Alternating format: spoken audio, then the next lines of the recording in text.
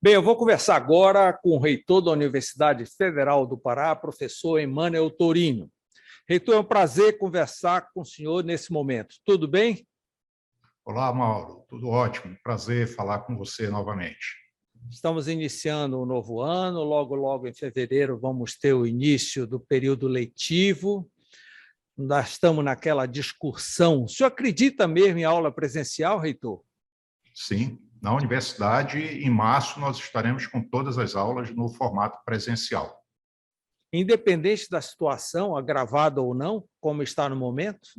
Independente, não. Nós temos um grupo de trabalho que acompanha a evolução da pandemia. Se alguma surpresa surgir, nós podemos rever a nossa decisão, né? Mas, enquanto estivermos com o cenário que temos hoje, nós seguiremos com esse planejamento de retorno pleno às aulas presenciais.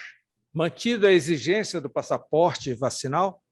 Sim, totalmente. Os alunos só poderão fazer a matrícula se previamente apresentarem o passaporte vacinal. Mesmo contra a orientação do MEC? Sim, e amparados agora na decisão do Supremo Tribunal Federal, né, que reconheceu a legitimidade de as universidades autonomamente decidirem sobre o assunto. A experiência online foi favorável ou era a única alternativa? Era o que era possível fazer. Não é? Foi positivo para evitar uma evasão maior, né, ou um prejuízo maior para a formação dos nossos alunos e também para possibilitar que nós continuássemos realizando novos vestibulares, porque como poderíamos acolher, no caso da UFPA, 8.000 novos alunos se as turmas que já estavam aqui não caminhassem? Isso seria impossível. Agora, é claro que não é suficiente, né, o ensino remoto. Então, nós ficamos felizes de poder voltar ao formato presencial, ainda que essa experiência provavelmente vá ter repercussões daqui para frente no nosso trabalho, por conta dessa familiaridade maior que toda a comunidade ganhou com os recursos tecnológicos que foram usados.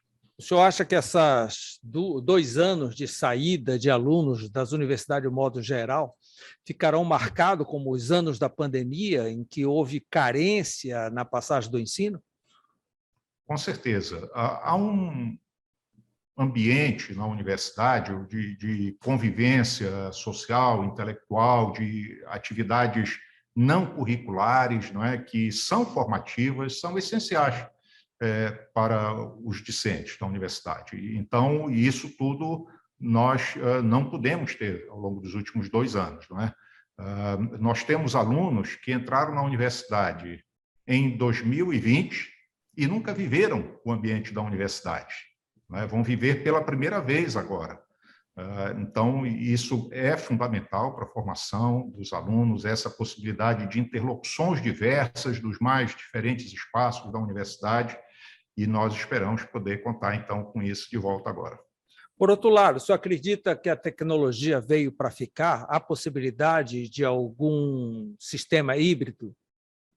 Com certeza, nós temos agora uma experiência acumulada que vai nos possibilitar fazer coisas que não fazíamos antes. Por exemplo, durante a pandemia, nós começamos, por meio de iniciativas da Andifes, projetos novos de mobilidade, tanto nacional como internacional, não é? Nós certamente manteremos esse formato para algumas ações específicas voltadas a esse ambiente de interação com pesquisadores e alunos de outras universidades brasileiras e estrangeiras. Não é? Isso não vai se perder. Então, o senhor falou há pouco em evasão. Eu creio que tenha sido acima da média nesse período de pandemia. O senhor já tem números? Ainda não, mas nós sabemos que houve um crescimento. A Universidade Federal do Pará é uma das universidades federais com menor taxa de evasão, melhor taxa de sucesso. Nossa taxa, antes da pandemia, a nossa taxa de sucesso era acima de 75%. Para você ter uma ideia, no Brasil, essa média está em torno de 50%, e se incluir públicas e privadas, até abaixo de 50%. Então, nós tínhamos um bom resultado, mas nós sofremos também, não é? E certamente não estamos entre as que mais perderam por conta do esforço que foi feito, não é, para a oferta do ensino remoto, mas temos que correr atrás para recuperar essa mesma performance na nossa taxa de sucesso. Isso só será possível com o retorno das atividades presenciais. Na graduação, quais são os 3 cursos de maior demanda, reitor? Isso varia ano a ano, mas sempre medicina é um dos 3, né? Geralmente é o primeiro, tem direito e, às vezes, psicologia, às vezes comunicação social, às vezes educação física, não é? A cada ano tem uma variação. Um dos 3 sempre é a medicina. E essa demanda reflete na melhoria do curso? Há mais investimentos em função disso? Os investimentos eles são diferenciados dependendo da natureza do curso, não é? Mas a Universidade Federal do Pará iniciou há 5 anos um programa muito intenso de fortalecimento e, na verdade, revisão dos seus ambientes de formação. Nós passamos a estimular a adoção de atividades formativas em ambientes de laboratórios e criamos um programa para destinar recursos exclusivamente para a criação ou reforma de laboratórios de ensino. Já investimos nesses 5 anos mais de 20 milhões e temos hoje um parque de laboratórios de ensino que é invejável e que está fazendo a diferença para a qualidade de formação. E fazemos esse investimento em todos os cursos. Todos os cursos demandam laboratórios, cada um com a sua vocação própria. Mas essa é uma dificuldade usual nas universidades públicas, né, por conta da limitação de recursos para investimento, mas nós demos um bom salto nessa direção. Por falar em investimentos, o orçamento do ano passado foi todo reposto? Aquele que ficou contingenciado? Não. Nós tivemos Na verdade, a lei orçamentária ainda não foi sancionada. Temos, por enquanto, só o que foi aprovado pelo Congresso Nacional. No que foi aprovado pelo Congresso Nacional, nós temos uma recomposição parcial, não é? Receberemos um orçamento que é superior ao de 2021, mas que não volta ainda para o patamar do orçamento de 2019. Afora isso, não é? Nós estamos falando de valores nominais, não é? Mas tivemos aí, nesses 2 anos, alguma coisa entre 15% e 20% de inflação. Não é? Então, a perda, nós não só não estamos cobrindo essa perda inflacionária, e todos os contratos, obviamente, são reajustados, os serviços são reajustados, a alimentação do restaurante universitário é reajustada e a inflação dos alimentos foi altíssima. Então, não só temos esse custo inflacionário, como temos o fato de que o orçamento não foi integralmente recomposto. E com essa então, será mais um ano de exercício de criatividade para conseguir manter tudo todas aquelas obras que estavam em andamento, o senhor conseguiu concluí-las? Várias foram concluídas. As últimas que faltavam ser concluídas estão já empenhadas, né? E esperamos concluí-las aí no... A orla já está totalmente concluída? Não, me parece que falta alguma coisa na área profissional, né? No setor profissional, ainda não foi concluído. Foi concluído no setor básico, né? Aliás, ficou muito bonita, convido você a vir visitar. Não sei se eu tenho que abrir o campus aos domingos para que as pessoas possam passear, né? E as crianças possam degustar o campus. Sim, sim, nós temos vontade de fazer isso. Eu vejo aí o ensino superior privado fazendo estratégias de degustação para levar alunos para dentro das suas estruturas e assim por diante. A Universidade Federal do Pará teria isso tão fácil? Com certeza. E, na verdade, nós fazemos isso. Nós recebemos durante o ano inteiro, não é, visitantes de todos os lugares da cidade e alunos da educação básica que vêm ao UFPA para diferentes atividades aqui dentro. Então, isso já acontece em alguma medida. A dificuldade que nós temos para abrir no domingo é o custo adicional, que numa circunstância normal seria contornável, mas na conjuntura atual de muitas restrições acaba sendo um impedimento. Mas não desistimos ainda desse projeto. Uma feira de inovações e eventos aos domingos, uma feira de antiguidade nessa orla, coisa interessante. Isso aí vai ser ainda maior, segunda-feira. Por falar em antiguidade, como é que está o curso de conservação? Eu sei que ele funciona lá nos Mercedários, mas o Mercedário não está tão conservado assim, né, reitor? Pelo lado de fora, não. Pois é, mas do lado de fora... Estamos aguardando. O para-choque é a primeira coisa que se vê, né, reitor? Aí fica meio esquisito. Só que, pelo lado de fora, o trabalho necessário é um trabalho de restauro bem avançado. Isso também demanda um recurso alto. Então, a universidade não tem orçamento para fazer o restauro pleno da edificação. O que ela fez foi elaborar projetos, né? O nosso laboratório de conservação e restauro, que é dirigido pela equipe que trabalha lá no Mercedários, elaborou um projeto para o restauro, inclusive abrangendo não só a parte que está sob responsabilidade da UFPA, que é a parte do antigo convento, mas também a igreja. Não é? Entendemos que todo o conjunto precisa, não é, ter essa obra de restauro. E estamos submetendo este projeto a editais nacionais, não é, de órgãos federais que têm essa incumbência de investir na conservação do nosso patrimônio histórico e cultural. Então, esperamos, em breve, conseguir, né, captar um recurso que seja suficiente. Agora, internamente, nós já fizemos muita coisa, já investimos muitos recursos, mudando completamente a rede elétrica e instalando uma subestação para suportar tudo que estamos desenvolvendo no prédio. Entramos com serviços diversos para tornar possível o funcionamento dos laboratórios, das salas de aula. Em breve eu vou convidar você para uma visita, você vai ver como está incrível já pelo lado de dentro. Agora, tem muita coisa que nós precisamos fazer de fato e dependemos de um financiamento específico para o restauro. Agora, mais uma informação importante, nós estamos com o curso de graduação em conservação e restauro e estamos também com o curso de mestrado em ciências do patrimônio. Então, a Universidade Federal do Pará faz hoje o que de melhor pode ser feito no estado do Pará pela conservação do nosso patrimônio histórico e cultural, que é a formação de profissionais altamente qualificados para trabalhar nesse patrimônio enorme que nós temos, não é? E que vive abandonado.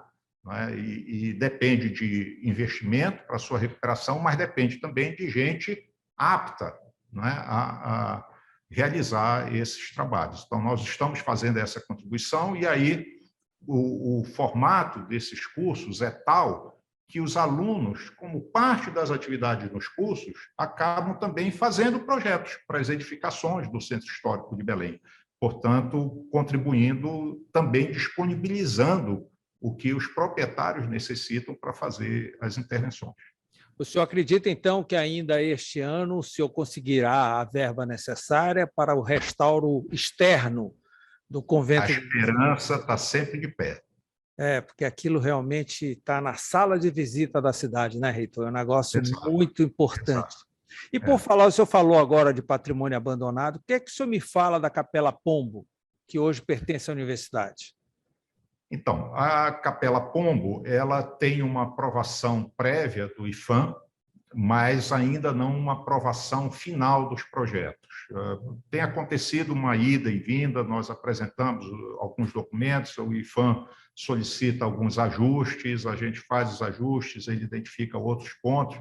Então, nós estamos aguardando a aprovação final e a liberação de um recurso que estava desde o início acordado, para ser destinado ao restauro da capela. Enquanto isso, nós temos feito alguns serviços de manutenção, para evitar que aconteça algum desastre lá. E a gente com essa chuvarada toda, né, reitor? Tem que ter um cuidado redobrado.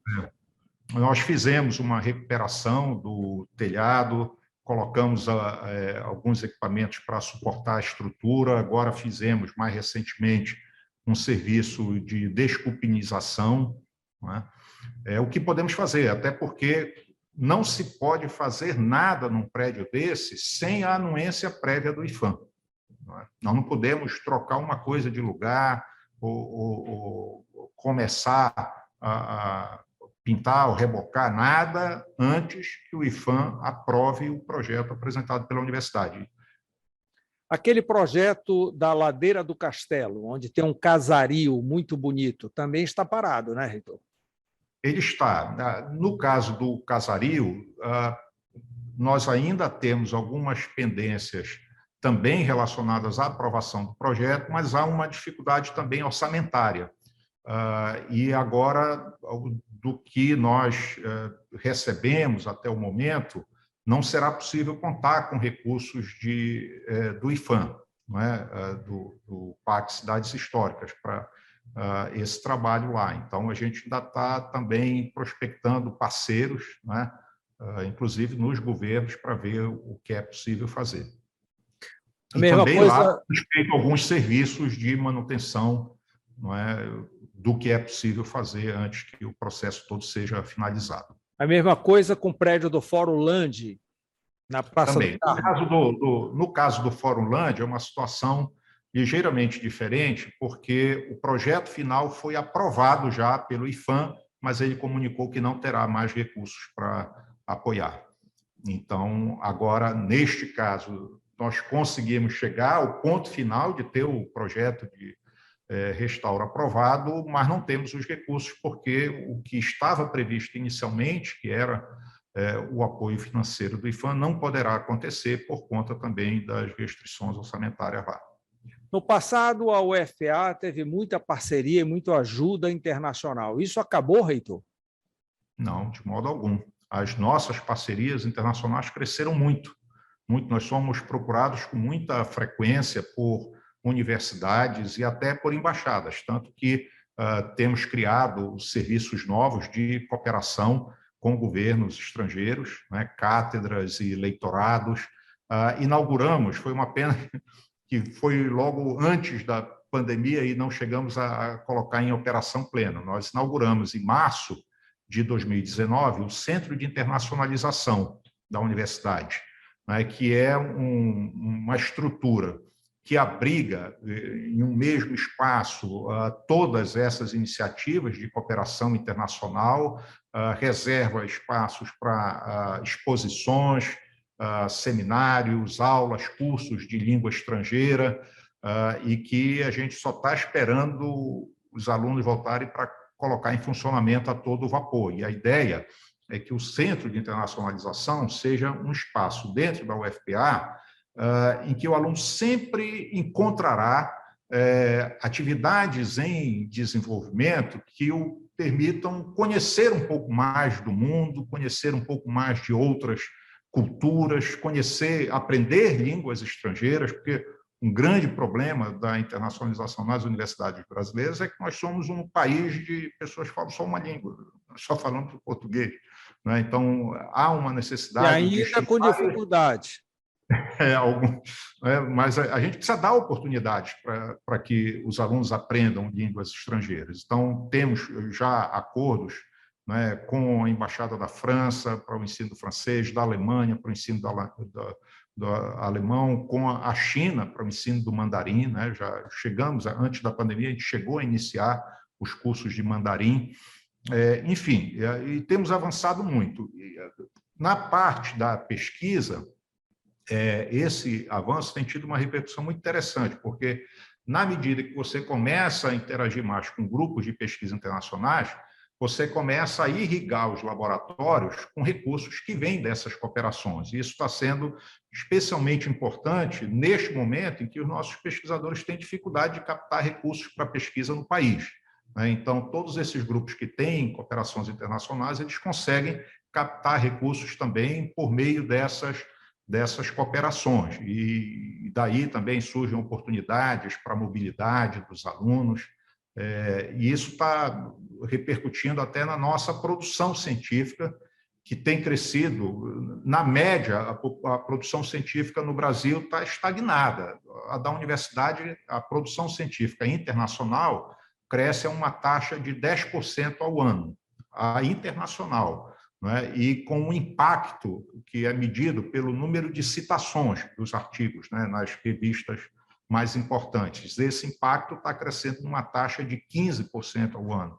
Então, é um avanço enorme da internacionalização da universidade. E isso abre muitas oportunidades, né? Vai fortalecendo os grupos de pesquisa e também criando oportunidades que tornam muito mais avançada a formação do nosso aluno. Reitor, e os campi no interior do Pará? Quantos são atualmente? São 11. São 11. Todos também com esse processo de avanço e de crescimento. Inclusive, um tempo atrás... Não houve recuo em nenhum? Não, não. Ao contrário, nós criamos novos cursos. Criamos, este ano, o curso de Engenharia de Energia no campus de Ananindeua. Criamos um curso de Engenharia Costeira e Oceânica no campus de Salinópolis, que era um curso desejado há muito tempo, e são 2 campos que foram criados imediatamente antes da crise. Teve a demanda esperada? A demanda em Salinópolis, como em todos os interiores, ela é abaixo do campus de Belém, mas é uma demanda muito alta, né? E o curso eu não vou saber dizer de cabeça para você a concorrência, mas é muito boa. Nós temos lá engenharia de exploração e produção de petróleo, e temos agora o curso de engenharia costeira e oceânica, além de licenciaturas que temos em matemática, física, né? E temos um curso também que vai para a computação, esse ainda em projeto, que nós queremos também criar lá, né? Então, os cursos estão avançando. Temos criado novos programas de pós-graduação nos campi do interior. Antigamente, o que eu ia comentar é que esses campi só ofertavam graduação, né? Hoje, eles são embriões de universidades, já com cursos de mestrado, doutorado, atraem docentes, porque a pós-graduação ela é muito importante também para fixar o professor na universidade. Então, começam a atrair mais gente de outros estados, né? É um processo muito rico de expansão, e a comunidade do interior é uma comunidade assim, muito ativa, muito participativa. A universidade sempre é muito feliz com as iniciativas nos campi do interior. Tem algum diferencial com referência ao Marajó, reitor? Sempre muito esquecido? Nós temos no Marajó 2 campi, um em Soure, outro em Breves, né? Estamos lá tentando criar, submetemos, né? Elaboramos, estamos esperando a CAPES abrir o calendário para submeter uma proposta de pós-graduação também, e criamos um programa novo de extensão voltado especificamente para o Marajó, que se chama Programa de Extensão Avançada Inclusiva, que apoia projetos de extensão, de interação da universidade com a comunidade do Marajó em áreas definidas a partir de audiências públicas com as organizações sociais do Marajó, né? E também criamos, no âmbito dessa iniciativa no Marajó, nós criamos o Observatório de Direitos Humanos do Marajó, né? Inclusive, convidamos, e para nossa alegria, ele aceitou, o Dom Zé Luiz Ascona, para presidir, né, esse Observatório de Direitos Humanos, né? E, enfim, é uma iniciativa que também tem sido muito importante para esse diálogo da universidade com a comunidade, e para que a universidade, com o que ela tem de conhecimento científico e tecnológico, ajude a construir algumas soluções, né, para os problemas do Marajó. Bem, a Universidade Federal do Pará tem uma prole de filhos, né, de outras universidades que nasceram a partir dela. Parou ou o senhor ainda acredita na possibilidade de independência? Se depender de nós, não vai parar, não. Nós temos alguns projetos já prontos, né? O que parou foi o movimento do governo de abrir novas universidades, mas nós temos projetos prontos para a criação da Universidade Federal do Nordeste Paraense, né? Que Base em abrange Bragança. Bragança, Capanema, né, talvez Salinópolis. Nós temos o projeto para a criação da Universidade Federal do Xingu, né, a partir do campus de Altamira. Nós temos o projeto para a criação da Universidade Federal da Amazônia Tocantina, que abrangeria os campi de Abaetetuba e Cametá, não é? E esperamos, no futuro, ter condições de propor também um projeto de criação de uma Universidade Federal do Marajó, não é? A partir do trabalho que é desenvolvido nos campos de Soure e Breves. Heitor, é muita novidade, mas agora me diga uma coisa, uma universidade que tem uma prole tão grande como a UFPA, isso traz alguma pontuação, traz um cuidado maior do MEC com relação a ela? Olha, não.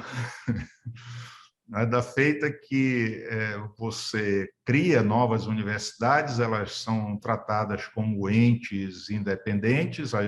Geralmente, no começo, a Universidade Federal do Pará é tutora, né? Por 2 anos, ela funciona como uma instituição tutora, mas depois disso não tem mais nenhuma relação formal e não há nenhuma Nenhum mérito, compensação, né, por isso, mas a compensação que há é que a gente tem orgulho de dizer que sim. Né, nós contribuímos para a criação de toda... Cumpre com seu dever, cumpre com seu dever. Não foram só as universidades federais do Pará, porque quando você fala da prole, você está se referindo provavelmente à Federal do Oeste do Pará, que foi desmembramento do nosso campus. Sim, a do Amapá.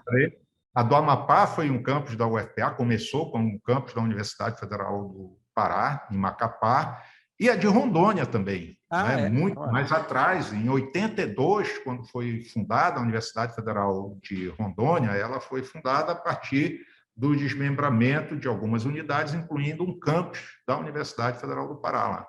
Reitor, parabéns. Vamos torcer para que o senhor consiga esses patrocínios aí que nós comentamos. Eles são muito importantes no momento de dificuldade orçamentária. Muito obrigado por todas essas informações e sucesso para o senhor. Muito obrigado, Mauro. É sempre um prazer falar com você e falar da universidade.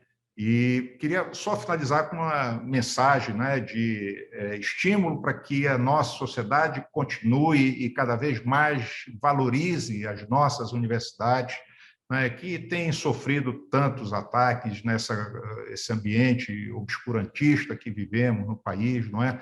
E é muito importante para vencermos todas as nossas dificuldades que tenhamos universidades fortes, que a ciência, o conhecimento, a cultura, as artes sejam fortemente valorizados. É disso que se constrói uma sociedade civilizada, é disso que se constrói uma sociedade com condições dignas de vida para todo mundo. Então, nós contamos com vocês sempre para defender e nos ajudar na busca por condições para esse desenvolvimento da educação superior pública no estado do Pará. Quem sabe, tendo em breve mais algumas universidades federais.